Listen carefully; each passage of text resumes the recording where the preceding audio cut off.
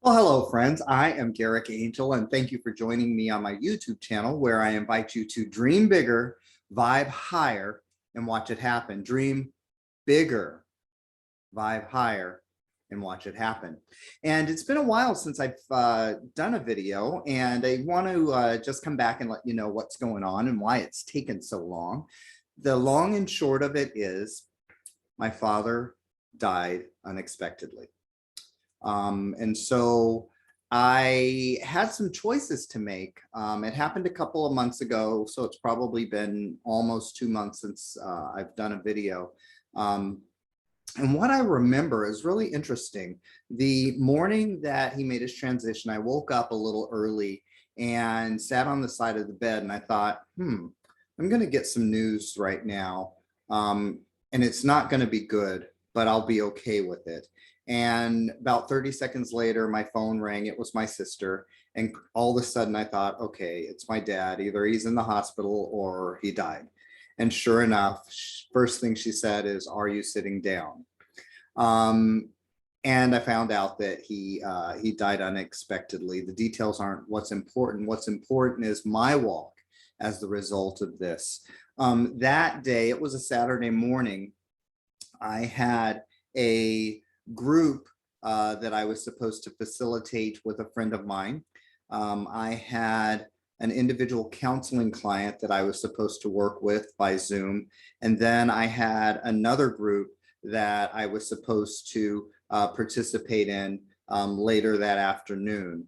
And then the next day, the following day, that Sunday, I was also supposed to host a spiritual service on Zoom. So I had a very, very full weekend.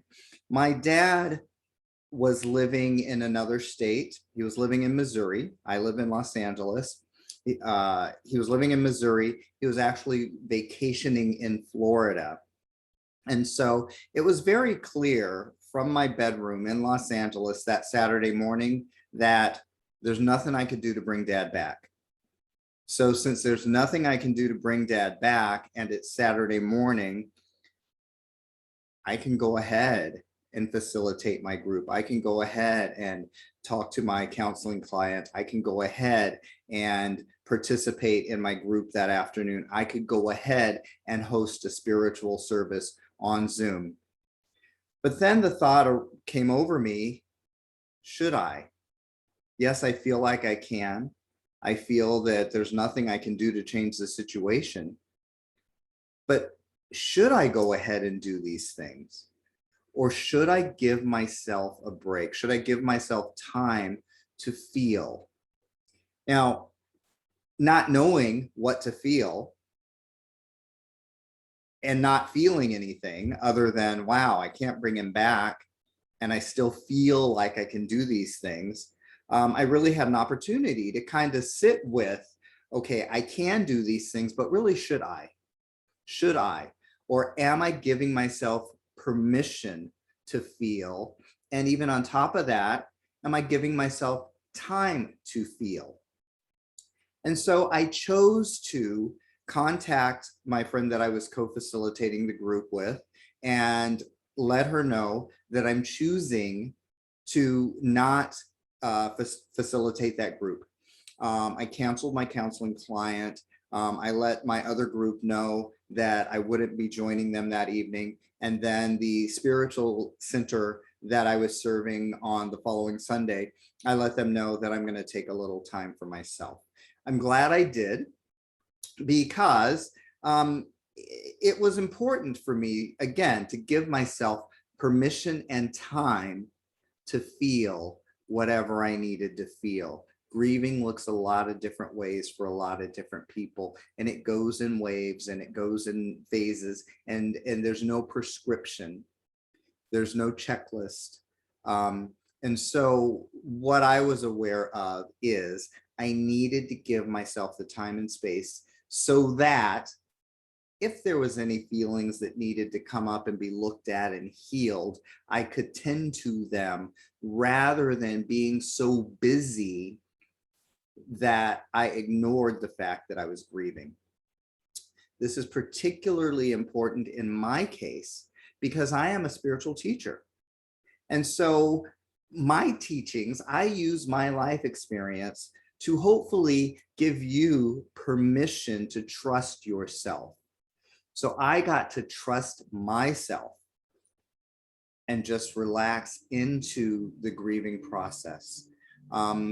Wasn't a lot of crying, a lot of uncontrollable depression. None of that came up, but I did spend the weekend connecting with family members, having to give the information to different family members, and then receiving phone calls from other family members. So I was glad that I gave myself permission. I didn't remember that that happens when people die, that people start contacting you and then you remember people to contact. I didn't remember that, but thank goodness I gave myself permission for that to take place. Very interestingly, my dad's death was 2 years and 14 days apart from when my mom made her transition. And the other interesting thing is when my mom made her transition a little over 2 years ago, the chaplain at the center where she was living placed rosary beads on her. And when I went to the mortuary, the person at the mortuary handed me these rosary beads and said, "These were on your mother." And so mom's not Catholic, I'm not Catholic, but those beads were the last things that touched my mom. And so I've worn them for 2 years since her transition. Interestingly enough, the very day before Dad's memorial, they broke. And so I kind of tuned into, okay, what does that mean? And what it let me know is it was my mom's way of saying, hey, I've got you. I'm always with you. You don't need these beads right now. Be present with what's going on as far as grieving and memorializing your dad. And so that really reminded me, mom's always with me, and dad's always with me as well. And I don't need stuff to remind me of this. So the main point of this video is to encourage you to trust your intuition and give yourself permission to feel. Now, I'm just beginning a YouTube channel, and most of you, if you're watching this video in 2021, most of you probably know all this information already, because most of my viewers know me quite well and are friends. And so this isn't new, but the message is give yourself permission to feel and trust yourself.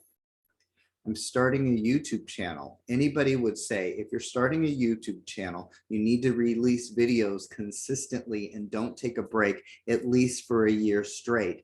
That's the way to get a YouTube channel started. But I'm a spiritual teacher, and I'm here to invite you to trust yourself and trust that you will always know what to do, when to do it. There are these words out there that sometimes we humans cling to, but they may not belong to us. For instance, procrastination or laziness, right? I'm starting a YouTube channel. I shouldn't procrastinate or put off making videos. Am I being lazy? No. My dad just died. And I'm giving myself permission to feel. And I'm giving you permission to do the same thing. The label of procrastination doesn't belong to me. The label of laziness doesn't belong to me. I'm giving myself permission to feel, and I trust that I will know what to do when it's time. Guess what? This morning, it felt like time to break the fast and make a video.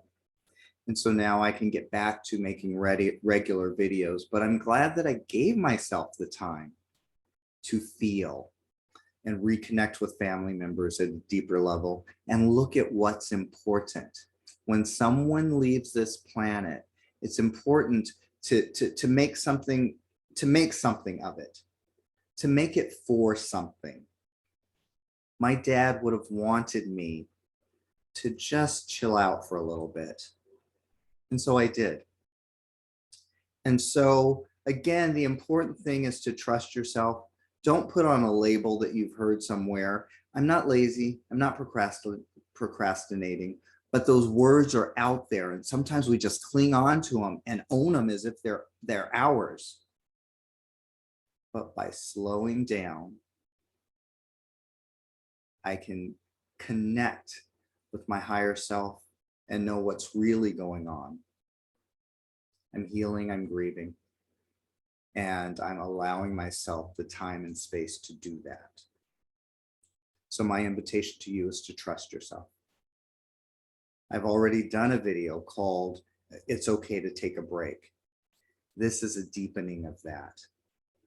We're not just talking, a spa day. We're not just talking, a trip to the beach. We're talking about giving a good chunk of time to just being open and available to whatever feelings might come up.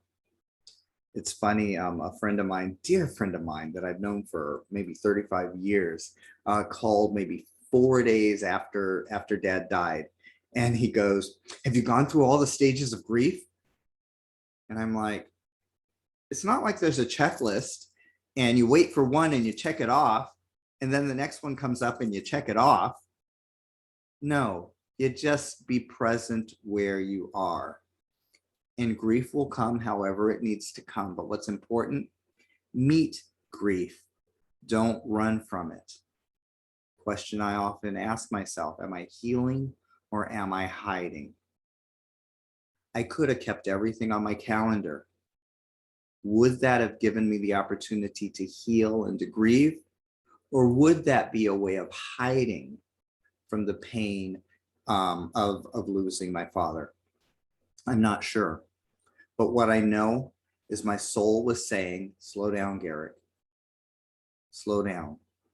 Give yourself the time and permission to be present and feel so that you can heal. So again, two purposes of this video. One, just to thank you for subscribing. Thank you for clicking the notification bell so that now you know when the next video is out. I'll put out another one very, very soon. Subscribe, like, that's it. Hit the thumbs up if this has been valuable to you, or share it with a friend who may be going through something similar or who may benefit from my content. I look forward to more videos where we can dream, vibe, and watch it happen. And in the meantime, you just keep taking care of yourself. Have an absolutely gorgeous day, and I will do the same. Thanks so much.